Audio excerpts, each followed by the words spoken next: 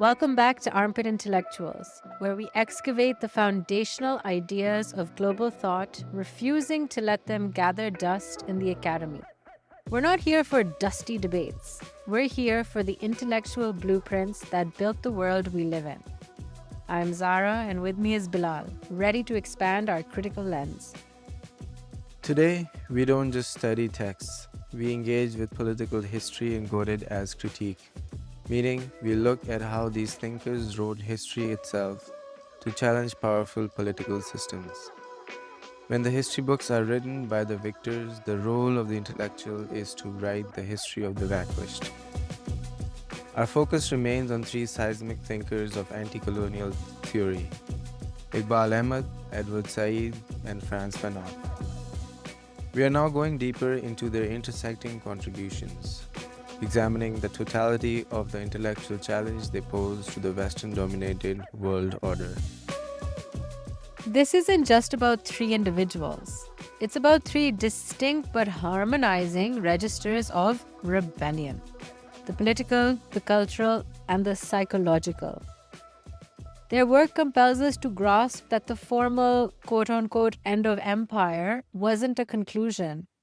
It was the start of a protracted struggle against neo-colonialism and epistemic violence.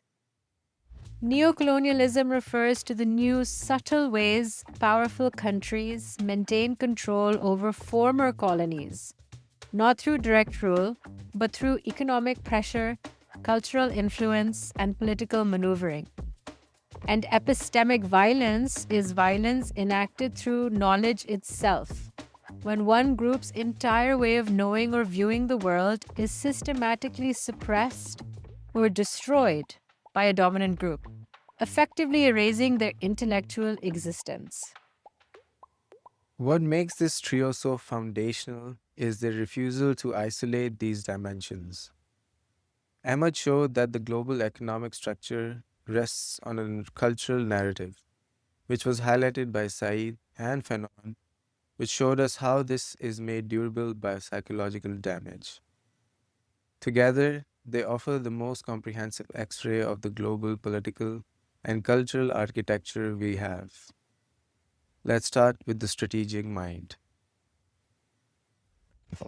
We begin once more with Iqbal Ahmad, the strategic mind who focused his critique on the political and economic scaffolding of power. Ahmed was an outsider by design and experience, Indian born, a Pakistani patriot, an American anti war activist, and, crucially, he was a participant in the Algerian struggle for independence. This triple consciousness gave him an unparalleled vantage point, allowing him to speak from the perspective of both the global South and the anti imperialist movements within the West. His essential contribution lies in identifying the structural continuity between the old imperialism and the new. By structural continuity, we mean the underlying organizing patterns of power remain terrifyingly the same, even if the faces and the flags change. Ahmad's core warning was that formal political independence often masked continued economic dependence and political subservience to global powers, turning newly free nations into client states. Ahmed articulated this concern most sharply with his critique of the post-colonial state itself. He argued that new national governments often became a bad version of the colonial one, retaining the same highly centralized power, paternalistic bureaucracy, and repressive security structures designed to control the populace, not serve it.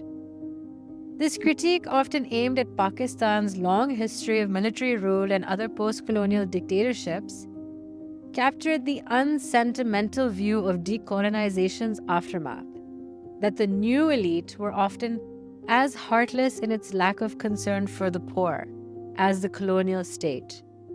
His work demands that we apply the same critical rigor to domestic power as we do to foreign power. And his most famous and enduring analysis centered on political violence and terrorism. Ahmad was unique in insisting a casual analysis, a rigorous search for the root political and structural causes, rather than simply a moral judgment. He defined his terms clearly, stating, terrorism has been, in the main, a tactic of the weak.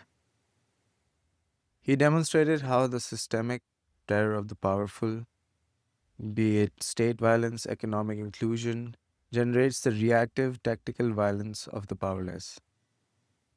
The reprisal of the strong and the terrorism of the weak, he noted, often have a similar root in anger, powerlessness, and the lack of political avenues. He taught us that if one desires to eliminate terrorism, one must address the structural violence and unresolved political disputes that generate it. Ahmed's legacy is a call for intellectual conscience and radical specificity. He taught us that the true liberation requires not just changing the flag or the national anthem, but dismantling the entire machinery of oppression, whether it's run by a foreign power or a domestic elite. His work is a continuous warning against the betrayal of the revolution. Now we turn to Edward Said, the Palestinian American literary critic who weaponized the tools of humanistic scholarship against the exercise of power. His groundbreaking 1978 book, Orientalism, is a manual for cultural skepticism, a system for critically doubting and questioning accepted dominant cultural ideas that we often absorb without question. Said demonstrated that Orientalism was far more than just a collection of travel narratives or academic treatises. It was a discursive formation, a complex, influential system of language, thought, and practice that predated and facilitated formal political colonization. He wrote that Orientalism is a style of thought based upon an ontological and epistemological distinction made between the Orient and, most of the time, the Occident. Ontological means dealing with the nature of being, epistemological means dealing with the nature of knowledge. This distinction was not a neutral observation, it was deliberately created to define the Orient as inherently irrational, timeless, and inferior, and the Occident as rational, dynamic, and superior. He meticulously traced this cultural construction across centuries of European texts, novels, paintings, and academic institutions. From Napoleon's invasion of Egypt to modern university departments, this vast textual archive created a hegemony of representation, where hegemony means the subtle, pervasive dominance of one group's ideas. The Orient was never allowed to speak for itself. It was always spoken for, interpreted, characterized, contained, and often feminized by the Western gaze. Said's most damning conclusion was that this kind of knowledge is never neutral, stating, knowledge of the Orient, because generated out of strength, in a sense creates the Orient, the Oriental, and his world. What Orientalism offers is a blueprint for understanding epistemic violence. Said's critique forces us to constantly analyze the affiliation of the intellectual. Who does the intellectual work for? Whose power structure is being reinforced by their knowledge production? He was emphatic that the job of the intellectual is to refuse to be a functionary, demanding that scholars and artists maintain a critical distance from state and corporate power. His life's work insists that criticism must have affiliation to the world. It must be actively connected to political and social struggles for justice. Said's work fundamentally taught us that the battle for decolonization must first be won in the archives, the classroom, the newsroom, and the media.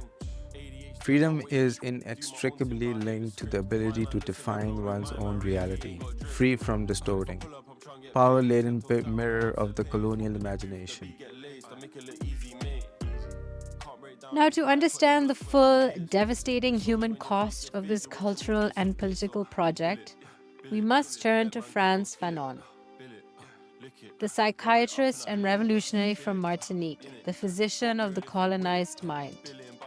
His critical contribution is to make the experience of colonialism subjective, visceral, and personal, showing us how it feels internally and physically to be colonized and to be seen as non human.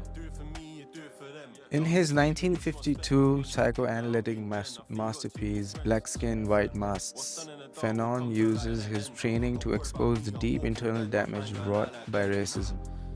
He dramatically articulated the profound alienation of the black subject by stating, running the risk of angering my black brothers, I shall say that a black is not a man. There is a zone of non being, an extraordinarily sterile and arid region, from which a genuine new departure can emerge. This captures the trauma of existing in a zone of non being, striving for full humanity in a system designed to deny it. Fanon analyzed the way the black subject is turned into a phobogenic object, something that actively generates irrational fear or anxiety in the white psyche, leading to a severe double consciousness in the colonized. He saw that the mastery of the colonizer's language did not grant full personhood. He noted, a man who has a language consequently possesses the world expressed and implied by that language. But for the colonized, this possession is perpetually undermined by the racial, social, and cultural structure that constantly reminds them they are a subhuman exception. He summarizes the colonial neuroses simply by saying, the black man enslaved by his inferiority, the white man enslaved by his superiority alike behave in accordance with a neurotic orientation. This profound psychological insight grounds his later, more politically charged work, The Wretched of the Earth. Here, Fanon links individual pathology, the study of mental illness, to the collective pathology of colonial society. He argues that colonialism is a total system of dehumanization that requires the suppression of a population through constant physical and mental coercion, turning the colonized subject into an emotionally paralyzed, desperate individual. And this leads to his most revolutionary and controversial argument, the necessity of anti-colonial violence. Fanon explicitly wrote, violence is a cleansing force. It frees the native from his inferiority complex and from his despair and inaction. It makes him fearless and restores his self-respect. For Fanon, engaging in this counter-violence is a psychosocial therapy. It is the collective act through which the native sheds the paralyzing burden of inferiority, regains their sense of human dignity, and becomes, for the first time, an agent of history, fully claiming the right to shape their own destiny. These thinkers collectively present a totalizing anti-colonial methodology. Methodology is a systematic way of studying or doing something. They move from the cultural text referencing Said to the individual psyche, a salute to Fanon, and then to the resulting political structure as shown to us by Ahmad, providing a panoramic 360-degree view of the imperial phenomenon. Their shared intellectual commitment was the dismantling of the Eurocentric world order. Eurocentric, that is, centered on European culture and history, which is often incorrectly assumed to be universal and inevitable. That the Europeans were the creators of so-called high culture. They provided the intellectual tools to expose the foundations of that order as historically contingent, dependent on specific changeable historical circumstances, not an act of fate. and that it was also politically motivated, this Eurocentric dominance. The work of these three thinkers makes it impossible to view the modern world as anything other than the result of a long, brutal history of power relations and power struggle. Ultimately, they teach us that liberation is a multidimensional project that cannot succeed on one front alone. It demands two things. When we look at Said's work and archival excavation to understand the roots of the narrative and the nature of cultural dominance. Second, when we reference Fanon's research, a psychological revolution to repair the fractured self and reclaim human dignity. And last but not the least, when we read Ahmad, a political vigilance to prevent the emergence of new, equally oppressive hierarchies, whether foreign or domestic. And their work is not just historically relevant, it is essential. They remain the intellectual vanguard, demanding that we constantly challenge power wherever it resides and insist on the full complex humanity of all peoples. They leave us with an empowering mandate to look beyond the surface of global events and engage in the profound, continuous work of decolonization. It's a heavy but ultimately empowering legacy. These thinkers turn the colonial critique into a foundational theory of the modern world. Their ideas are not history, they are the lens through which we must understand every contemporary conflict, from economic inequality to media representation.